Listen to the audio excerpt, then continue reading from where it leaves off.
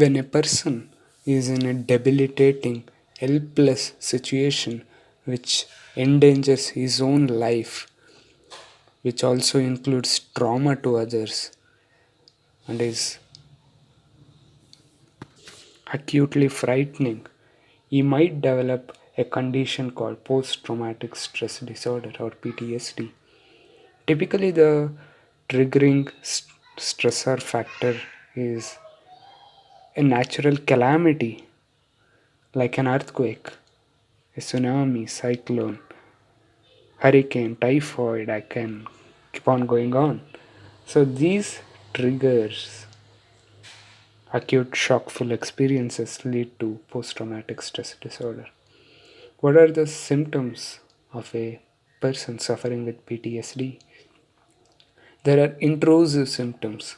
There is flashbacks, nightmares. Example is of car accidents where the person experiences a near death experience. These intrusive symptoms must last for more than a month. The patient tries to avoid. There is significant avoidance of the stimuli, the place, anything that reminds him of that stressful situation. The third symptom is arousal symptoms. The patient becomes hyper vigilant. He gives an exaggerated, startled response, and there is presence of insomnia.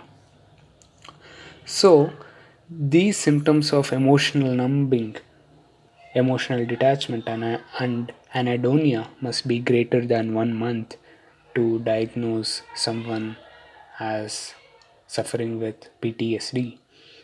If these symptoms are less than 1 month, a term known as acute stress disorder or reaction is given.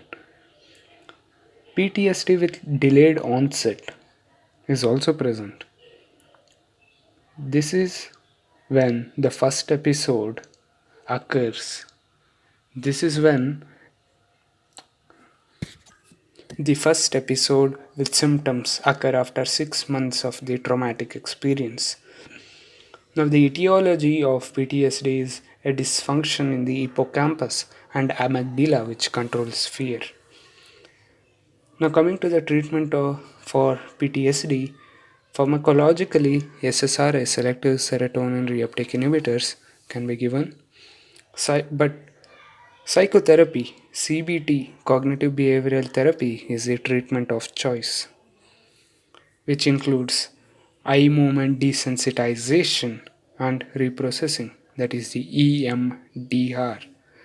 And psychodynamic psychotherapy is also done to treat PTSD.